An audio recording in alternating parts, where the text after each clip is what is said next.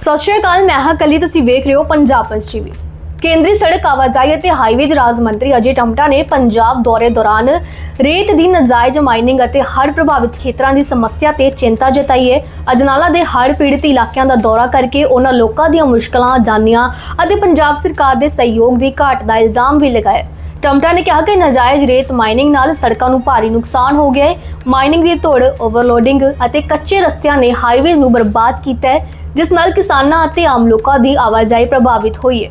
ਉਹਨਾਂ ਦੱਸਿਆ ਕਿ ਪੰਜਾਬ ਸਰਕਾਰ ਦੇ ਗੈਰ ਸਹਿਯੋਗੀ ਰਵੱਈਏ ਕਾਰਨ ਹਾਈਵੇ ਪ੍ਰੋਜੈਕਟ ਰੁਕੇ ਹੋਏ ਹਨ ਕਿਉਂਕਿ ਜ਼ਮੀਨ ਉਪਲਬਧ ਨਹੀਂ ਕਰਵਾਈ ਜਾ ਰਹੀ। ਮੰਤਰੀ ਨੇ ਅਜਨਾਲਾ ਨੇੜੇ ਬਣ ਰਹੇ ਪੁਲ ਦੀ ਜਾਣਕਾਰੀ ਦਿੱਤੀ, ਜੋ ਹਰ ਸਮੇਂ ਪਾਣੀ ਦੀ ਨਿਕਾਸੀ ਅਤੇ ਆਵਾਜਾਈ ਨੂੰ ਸੁਚਾਰੂ ਰੱਖੇਗਾ।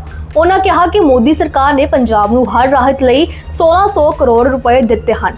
ਟਮਟਾ ਨੇ ਪੰਜਾਬ ਸਰਕਾਰ ਨੂੰ ਸਹਿਯੋਗ ਵਧਾਉਣ ਦੀ ਅਪੀਲ ਕੀਤੀ ਹੈ ਤਾਂ ਜੋ सूबे ਦਾ ਵਿਕਾਸ तेजी ਦੇ ਨਾਲ ਹੋ सके। ज्यादा जानकारी लिए बने रहो पंजाब पंच के नाल। धन्यवाद। देखिए, पूरे पंजाब में और जिस प्रकार से डिजास्टर के समय बहुत सारा पानी आने के कारण से बहुत बड़ा खेती को नुकसान हुआ और बहुत सारे इंफ्रास्ट्रक्चर को भी नुकसान हुआ, हमारे एनएच की रोड्स को भी हुआ, स्टेट की रोड्स को भी हुआ। और इस बार के कारण से बहुत सारा नुकसान पंजाब के साथ उत्तराखंड को हुआ, हिमाचल को हुआ, जम्मू कश्मीर को हुआ, अन्य हरियाणा, बहुत सारे राज्यों को हुआ है। और मैं तो उत्तराखंड से हूँ, उत्तराखंड में तो हमारी बहुत सारे लोगों की जानें भी चले गई है ना।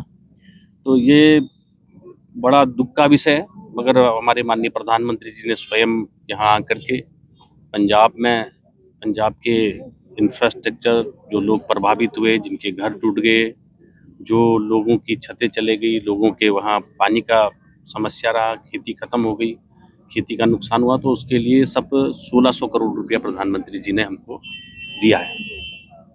और हम प्रधानमंत्री जी का धन्यवाद भी देते हैं। ऐसी हरियाणा, हिमाचल को भी पैसा दिया, उत्तराखंड को भी दिया, 1500 करोड़ हिमाचल को दिया, 1200 करोड़ रुपये उत्तराखंड को दिया। मगर यहाँ का इंफ्रास्ट्रक्चर को तुरंत राज्य सरकार ने तत्काल राहत देनी चाहिए। केंद्र सरकार के पैसे का सहयोग से लोग अपने व्यवस्थाओं को जुटा पाएँ। आज मैं रोड्स के बहुत सारे कल भी हमने देखे हैं, अभी भी देख रहे हैं। ये रोड जिसमें हम अजनाला बाईपास में हम लोग खड़े हुए हैं, ये रोड भी, यहाँ भी पानी भर गया। और अभी सारे लोग, हमारे प्रधान जी के साथ यहाँ के स्थानीय लोग भी यहाँ उपस्थित हैं। और इसमें करीब 20 से 25 दिन पानी रहा, लोगों की फसलें खराब हो गई, गांव के गांव अंदर 12, 15, 20 गांव जो है वो प्रभावित हुए, लोगों का आना जाना बहुत कठिनाई रहा। अभी जब मेरी जानकारी में आया तो इनका कहना है कि भाई ये एलिवेटेड रोड में निकलने का, पानी निकलने का एक यही जगह था जहाँ से पानी निकल पा रहा था, बाकी जगह से नहीं निकल पा रहा था। इसमें चूंकि ये रोड हमारा पिछले 4 साल से बन रहा है, 4 साल से समस्या नहीं आई, ये समस्या इसी साल आई, क्योंकि आपको मालूम है इस बार पानी का स्तर बहुत ज़्यादा था। मगर हमको आगे के लिए भी रोड को दृष्टिगत करना है कि कल के दिन ऐसी समस्या फिर आया, पानी ऐसे ही आया, तो फिर ये समस्या आएगी, लोग, किसान प्रभावित होंगे, लोग प्रभावित होंगे। इसमें 2 कारण मेरे समझ में आए हैं। चूँकि ये पूरा का पूरा जो रोड है NH 354, जो एयरपोर्ट से जंक्शनपुर गुरदासपुर की तरफ जाता है, जो 40 किलोमीटर का है, ये 15 किलोमीटर तक पूरा पानी से भरा हुआ था। 15 किलोमीटर तक लोगों की फसलें नुकसान रही।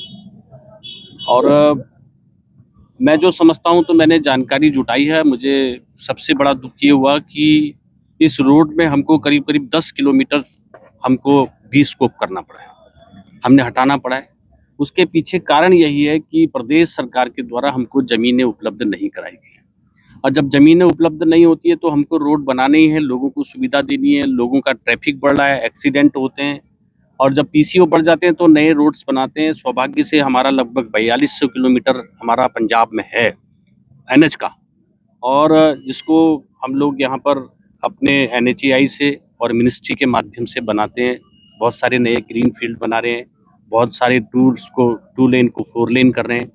तो ऐसे सारे रोड्स का काम पूरा का पूरा केंद्र सरकार NHAI के माध्यम से हो रहा है। मगर हमको रोड के लिए ज़मीन चाहिए, और ज़मीन के लिए प्रदेश सरकार का सहयोग चाहिए और लैंड एक्विजिशन चाहिए। जब लैंड एक्विजिशन हमको नहीं होती तो हमको बड़ी समस्या होती है। और इसीलिए ये अजनाला बाईपास के 10 किलोमीटर को हमने लगभग हमको डीस्कोप करना पड़ा है। अगर वो बन जाता तो हमको ये समस्या बड़ी वाली नहीं होती।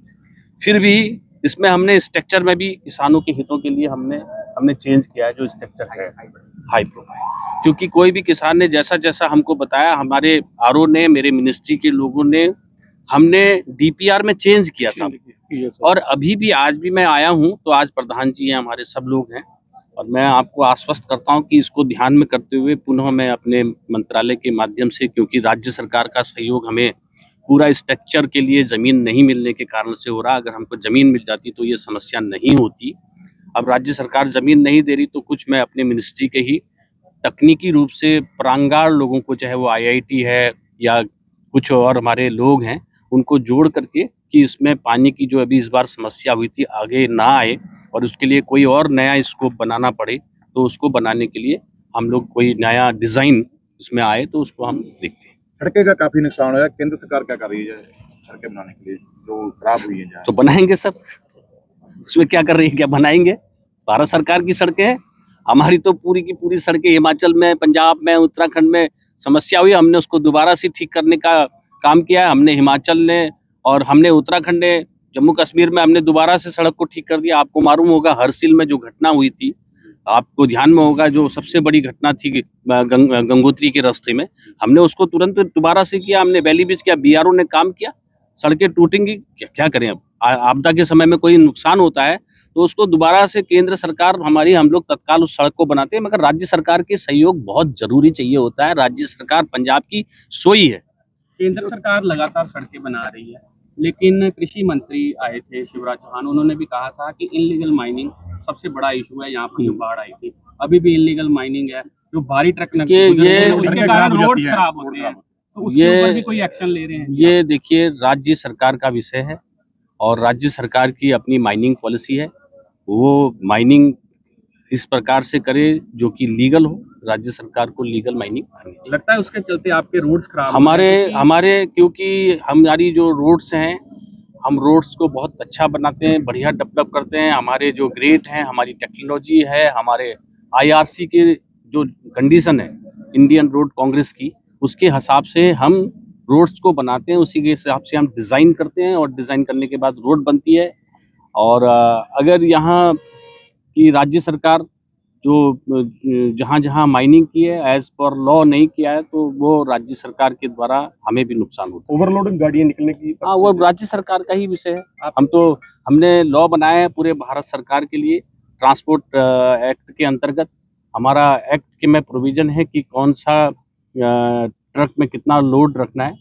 आरटीओ का काम राज्य सरकार के अंदर है, आरटीओ को इसको देखना चाहिए कि ओवरलोडिंग ना हो, यहाँ इलीगल माइनिंग ना हो, राज्य सरकार ऐसे काम ना कराए। जो कि आप ही मीडिया वाले पूछ रहे, तो इसका मतलब राज्य सरकार इलीगल काम करा रही है। आप ध्यान में लाएंगे कि उनके कारण रोड्स खराब हो रहे हैं, इसका ध्यान रखा जाए, जो लोग हैं हम एक बार से दोबारा से राज्य सरकार को पत्र लिखेंगे कि इस तरीके के कारण से मेरे को मीडिया ने बताया कि आप लोगों के माध्यम से मुझे पता है कि इलीगल माइनिंग हो रही है, रोडों का नुकसान हो रहा है।